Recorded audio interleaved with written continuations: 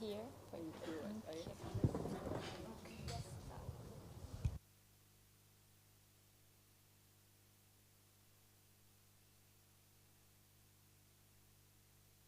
Thank you. Okay, hello everyone. I'm Justine. I hope you have still some energy left for the last presentations. I'm going to present a study design that I came up with to that might give an answer to the questions why survivors of child sexual abuse engage in reenactment.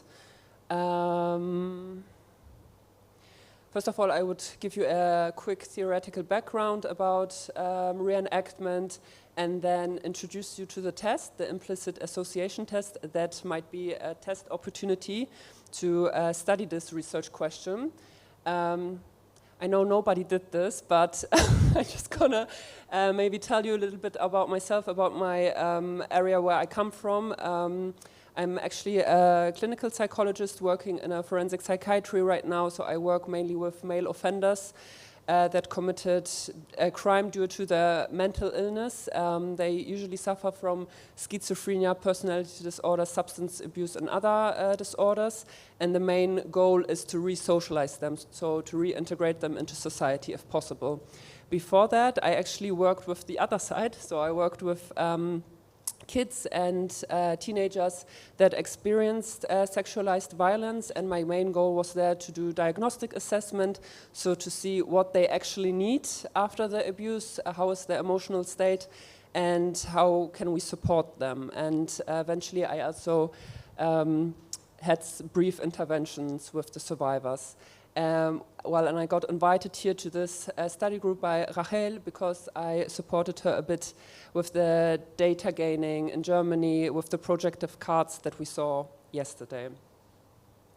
But let's get into the topic. What is reenactment? And reenactment is one of the concepts if you want to conceptualize child sexual abuse.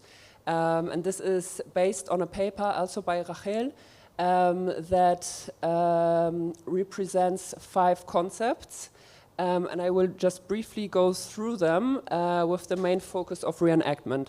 So there's the concept of soul's homelessness. This means that after the abuse, the body and the mind are split. So the soul doesn't feel any more safe in the body. Then there is the concept of captured in time. And this means that the past will always reflect in the present and in the future. So if you got abused, you might be reminded in your daily life by cues, and this will reflect your present and also, or it reflects the past in the present and the future. Then you have entrapped in distorted intimacy concept. This is actually self-explanatory. Due to the experience of sexual abuse, you will have some issues with getting into intimate relationship or even establishing friendly relationships or friendships, for example. Betrayal trauma entrapment actually means that if one of your caregivers or close relatives, and this paper is actually focusing on father-daughter abuse, if a close relative is betraying you in such a way that he or she is abusing you, you will probably or most likely also have deficits in trusting others later in life. And then we have reenactment, and this will be the focus of today's presentations. Reenactment is the need or even the urge to relive one's trauma due to an addiction to the trauma, and I will explain this in a second.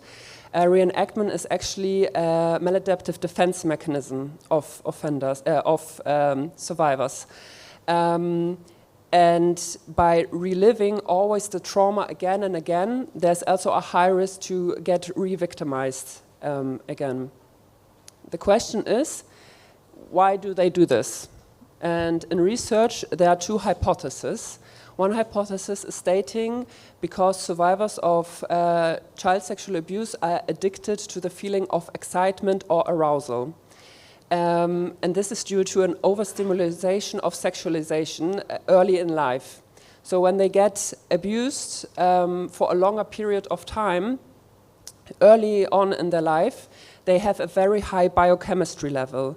And it's really hard to get to a baseline. So it will always be high up, and it's really hard to get this down. So the survivors, they will not be able to get this baseline down. This also means that they get easily bored, or they feel anxious, and they need something to get it back to the biochemistry level. So they might engage in self-harming behaviors, in becoming the abuser, or even in reenactment. And it has also been found out that brain areas that are also related to addiction, like the opioid system, it's connected with reenactment and arousal. So this is why it gets this dependence and addictive effect. But there's also a different theory or hypothesis, and it's quite opposite of the first one, namely that people or survivors are addicted to the feeling of relief, of relaxation. So if you imagine that somebody is getting abused, during the abuse, there are high levels of endorphins. And endorphin is a hormone that has the function to protect us, to lessen the pain. And after the perpetrator leaves the scene, the endorphin levels, they drop down. In this short moment of endorphin withdrawal, it can last for hours or even for days, this short moment gives the survivor a feeling of relief and relaxation. And it can also be addictive, because after the withdrawal, the hyperarousal is getting high again, because the fear is starting again when the next abuse is happening. So it's really hard for survivors to relax themselves, and this is why this short moment of relief is addictive. There are also some similarities to other psychiatric disorders, so especially in addiction studies. When an addict is not using the addictive drugs but re-engaging again in the use of this drug, it has been found out that the brain areas responsible for the inhibitory mechanisms and the reward system are active. There are also studies from Dutch researchers that studied the association between heavy drinkers towards alcohol, and it has been found out that heavy drinkers actually have negative associations towards alcohol, but the arousal is active. So it has an association to arousal, which means that heavy drinkers, they don't like to drink alcohol, but they want it.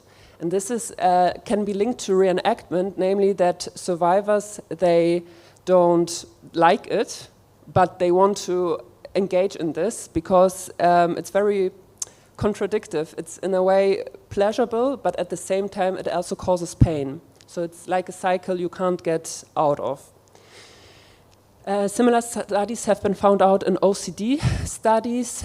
They were similar to addiction studies, namely the lack of inhibitory control is diminished. And as I said in the beginning, reenactment is the urge to engage in the trauma again. And if we talk about urges, we also have to look at OCD studies, because OCD is also a disorder where you have the urge to do your ritualistic behavioral patterns. So there are also some links to reenactment. And lastly, there are a lot of similarities to borderline personality disorder. Borderliners, they usually compensate. They also engage in maladaptive defense mechanism, especially self-harming. And it has been found out that they harm themselves because they don't feel anything or they feel too much. So they cut themselves to also feel relaxation, to feel relief. And the same brain areas are active, especially endorphin plays here a role again. And it's also endorphin is also responsible for the rewarding and addictive effect of these behavioral patterns, and also the opioid system is active. These, what I just explained, they are very unconscious processes. So if we would ask a survivor of child sexual abuse, why do you engage in reenactment? Is it because you feel relief or arousal? We wouldn't get a clear answer because they don't know. This mechanism happen automatically, and it would be very hard or nearly impossible to measure this with explicit measurements. But there is a test, namely the implicit association test by Grenwald and colleagues, that might find an answer to this question. And mainly it measures implicit attitudes, and they define implicit attitudes as actions or judgments that are automatically activated evaluations without the performer's conscious awareness of that causation. And these unconscious evaluations towards the attitudes, object or the self can be favorable or unfavorable based on the individual experience. So what the test is doing, it measures two target concepts. For example, insects versus flowers. Very basic. I just give you a basic example at the beginning, and the attribute towards that. So do you favor flowers over insects, or do you favor insects over flowers? There has been also studies where they measured implicit stereotypes or implicit self-concepts towards white and black communities. So they actually could find out if you favor more the black community, if you have prejudices against black communities or white communities. Because these are questions you would usually answer in an explicit measure in a social desirable way, but the implicit association test can avoid this social desirable effect. So it's actually similar to cognitive priming, which measures automatic affect and attitude. Okay, so far, I would like now to give you an insight how we conduct this. And it's a bit complex to explain it, so I thought maybe we can do this test all together, so you will understand it a bit more. It's actually a computerized test. So you would need to press a left key bottom or a right key bottom on the keyboard, but we will use today our hands, okay? So it has in total, don't be scared. So in total we have 5 trials, and you will see in the first trial words that describe instruments and words that describe weapons. Every time when you see an instrument, use your left hand and clap it on the table, okay? And if you see a name of a weapon, you use your right hand and clap it on the table. The important thing is be as fast as possible, okay? No much thinking. Okay.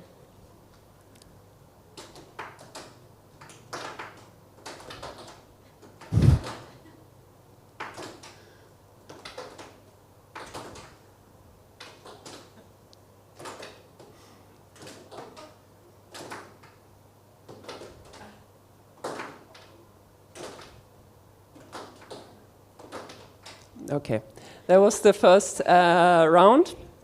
The second round, you will see pleasant and unpleasant words. Whenever you see an unpleasant word, use your left hand again, and whenever you see a pleasant word, use your right hand, okay?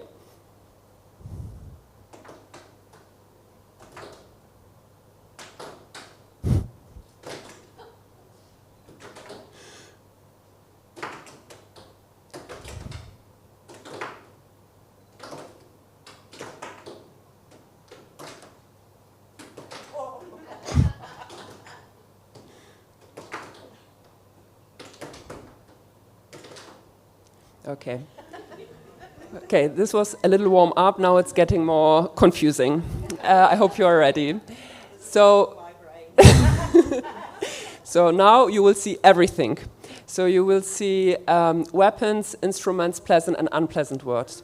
Whenever you see now I have also to think. Whenever you see an instrument and an unpleasant word, use your left hand like before. Okay. So whenever you see an instrument and an unpleasant word. Yes. No, they don't. No, they are separate. Exactly. Yeah. Yes, exactly.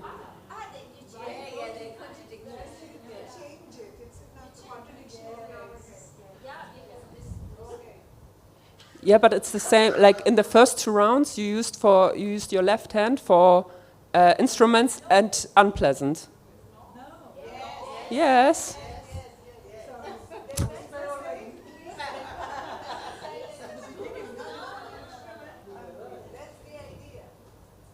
So somehow this side is more awake than this side. I don't know what happened there. Okay, but left side is what? Yes, and right? Yes. Okay, let's go.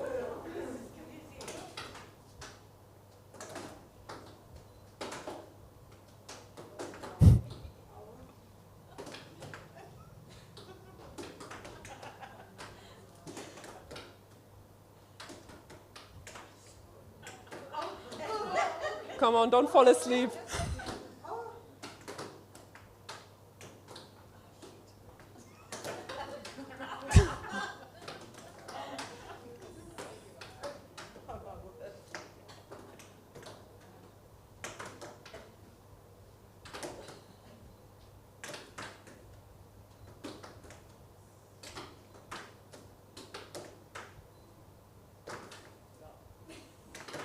Come on, you can do it. Last words, last words.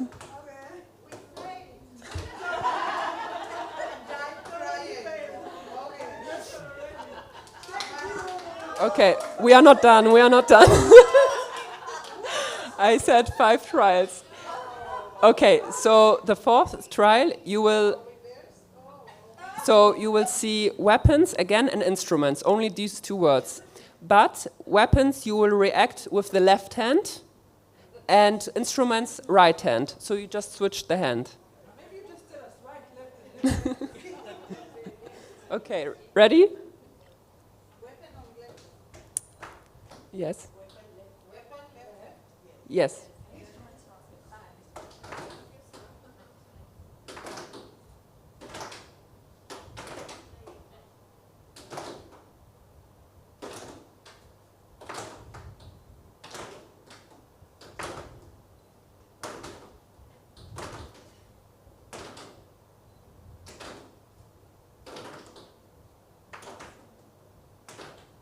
Okay. Last round, and then you are done. So now you will see again everything, and to confuse you a little bit more, because this wasn't enough, you will react on weapons and unpleasant words on the right hand. Thank you. and on when you see instruments and pleasant words, left hand. Yeah?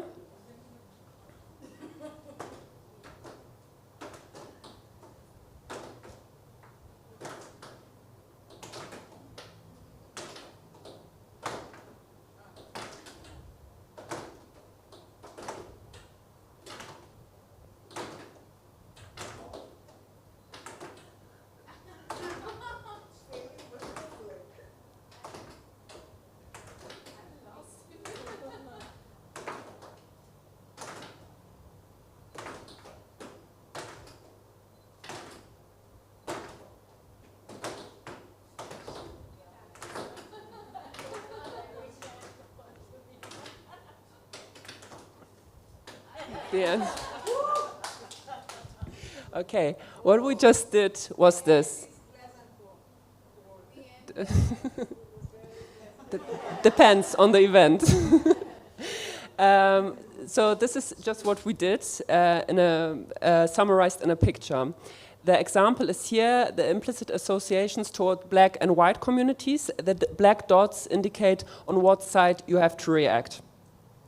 The most important trials are actually the 3rd and the 5th trial. So for whom was the 3rd trial more difficult than the 5th trial? Mm-hmm. Did you see a difference was it for you the 3rd trial more difficult than the 5th trial or the other way around? Okay, so good to know that you favor instruments more than weapons, because this actually indicates the 3rd and the 5th round. If you would, and this is why you have to react as fast as possible, because with a computerized test, you can measure the reaction time, and the faster you react, the more linked is the association, the connection between those two target concepts. So if you would react to the third trial faster than to the fifth trial, you would favor black communities more than white communities.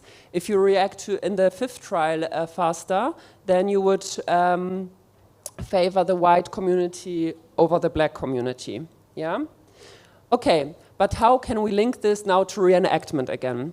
And I was thinking that the two target concepts might be non-violent and violent cues. And for that, I would actually use the cards, the projective cards that we already saw yesterday. It's also possible to use words. The problem is, though, that the neutral cue, so the non-violent cue, is very ambiguous. For example, for me, a table or a plate would be neutral, but maybe for someone who experienced sexual abuse, it wouldn't be neutral because maybe something happened during the dining, during dinner. So this is very hard to construct. And therefore, we would first interview the participants and really ask them, okay, what is for you stressful, what is for you relaxing, what is a violent situation, what is for you non-violent situation. Also remember yesterday we saw some pictures that are for us violent, but maybe for others it's not so violent at all. So this is really important to interview the participants beforehand. Then we would have a different participants group. Of course, we would have an experimental group and a control group. The control group will get no treatment and has no experience with sexual abuse. In the experimental group that experienced abuse, we will have three subgroups, namely the arousal group. Before we start with the implicit association test, the arousal group would get a 10 minutes exercise treatment, for example, rope jumping or running for 10 minutes. The relaxation group would get a 10 minutes meditation session, and then there will be an experimental group with no treatment to see if the both group above have an effect. Then, to compare the implicit test with the explicit measures, we would give them a brief questionnaire where they have to indicate on a scale from 1 to 5 to what extent they feel in general aroused or relaxed, or to what extent they feel in the moment relaxed or aroused. And then we will compare it we will give them the explicit measure at the end to see a comparison before and afterwards. It would be also interesting to see physiological measurements, so to measure blood pressure, skin conductance, skin temperature, blood pressure I already had, heart rate, stress level like cortisol levels, and also hormone levels like endorphin, because as you saw before in the theory, endorphin played a really important role in a few studies. And EEG, to just see what brain areas are active. Are also the brain areas responsible for addictive effect active during or before or after the test? Then we would actually go ahead with the implicit association test, and after the third round we would get the physiological measurements again, and also at the end of the IAT. And it would look like this. So the black dots, again, they show on what side you have to react. Violent cues and non-violent cues, they would be, as I said, the projective cards. And the arousal and relaxation cues will be words. And I actually took the words from past studies that measured implicit associations in heavy drinkers and arousal and sedation, actually. So I copied some of the words from the Dutch research, and I came up with my own. Exactly. So the third and the fifth trial would be, again, very important. The third trial, if react faster, it would mean that arousal is linked to sexual abuse or to abuse in general, and the fifth trial would indicate that relaxation plays a role there. There are, however, some things to take into consideration. So the test is great to avoid social desirable answers, as said before, and you would get a personal insight on certain unconscious biases. However, it would be as big sample size would be needed in order to have a reliable effect size, and these results are not replicable because it really depends on your mood, how you slept the day before, how you interpret the cards. Maybe you will change it the next day. So this is why a big sample size is needed. And as I said before, the neutral cues are very difficult to create, but this is why the rating is very important in the beginning, to really ask the participants how they perceive the cards. And there were also some studies that criticized using pictures in the IAT, but I have the feeling that one can overcome this by really asking this. So the main focus is really on the first step of the study design.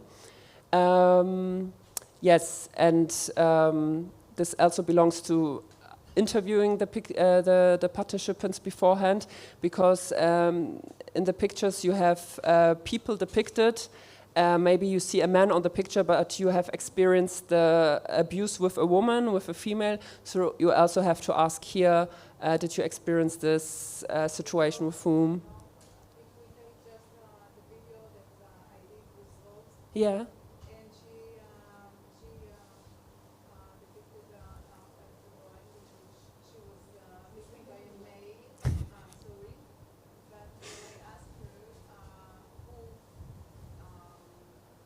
Who battered you? She said, my mother.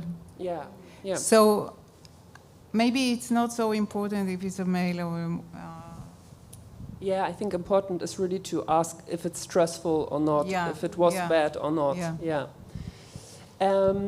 Conducting the study would actually have future implications, namely would firstly close the theoretical gap, because it's not clear if reenactment is caused due to an association of arousal or relaxation, or both. And if we would know this, then we could also adjust therapy treatment, so it would also have a clinical utility, and we would know the causes of reenactment. So these are my sources, and I thank you so much for your attention, and if you have any questions, you can ask me. Yeah. First, it's brilliant. You have already told me about that, I think. Yeah. We talked about it. We also had a one Skype comment, meeting with the American... important comment. I did not invite you to this study group because you helped gathering the data, just because you are smart. That was the reason. So, thank you. Yeah, but that's for PhD, you know, what you suggested now. Yeah. Yeah, so go ahead. It's really not that hard. No. I have one question. Is handedness important? Yeah, yeah. Because handedness, if you're left-handed and right-handed, would actually determine how you respond to neuropsychological, any key pressing, any response time. Nothing. So you may want to check for that. Yeah, I will check for that. I haven't seen so far yet anything. So just including a handedness questionnaire or even a sidedness, because a lot of people, I mean, it's not just restricted to your hand, but it's the entire side of your body. So because you mentioned about it, handedness could become a factor because of the difference in reaction time and not because of the implicit attitude. Because, for example, I am slower on the left side of my body. This is something that I know about myself. And I'm right-handed. Okay? So anything that I do with my left hand is just a little bit more extra awkward. So if there are two key presses, then maybe you can, just rule it out. I mean, if you have a measure, then you can probably, I think that's only going to apply to a certain age group or demographic because of the gaming youth coming up who are expert on thumbs. Yeah. You use both heads, for good and bad. You change this, It's negative and positive. It's not that one head is negative and the other. You just push it. Yes. Change,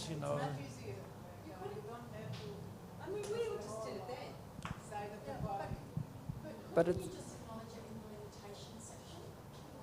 Just put it there. I mean, just have it there as one of your, Yeah, but that extra thing that I have taken care of. Yeah, but- Handedness was ruled out, like Yes, you said, that but- or taken care of by doing the third round. You're saying. Yes, but when you change, because it's not that for the hand, the left hand is positive for them. It changes a lot, so that's why, I mean, maybe. Okay, but just it's a question. I don't know. I just wanted to add, congratulations, for example, for the methodology and the very coherent, presentation, very strong presentation, very nice and attractive.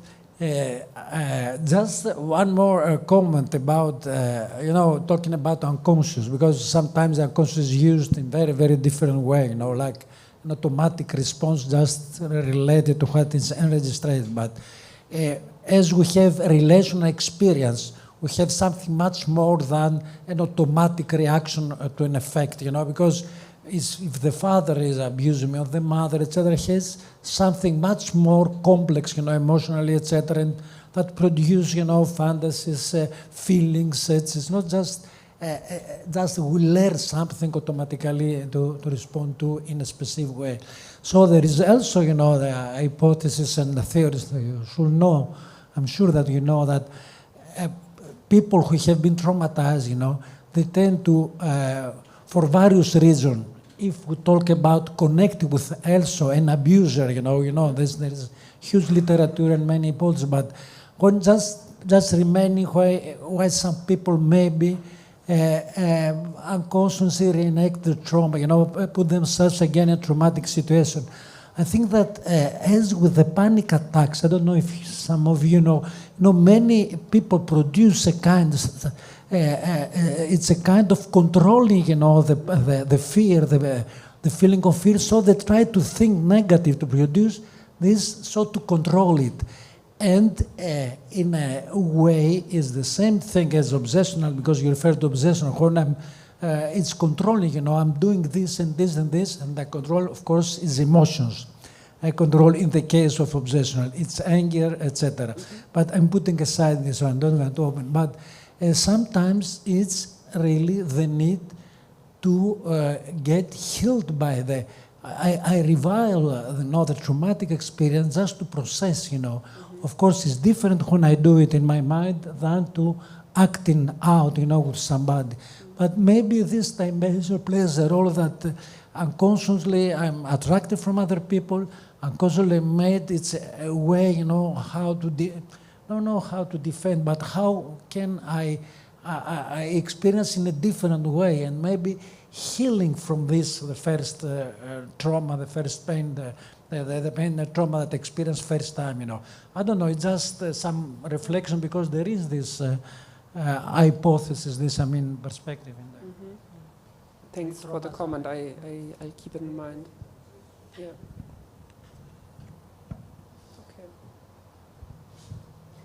Okay. By the way, the group, the videotaping I'm doing, I will also present this, but with the non-violent and violent cue. So if anybody is up for that, you can join me and try it again. Thank you.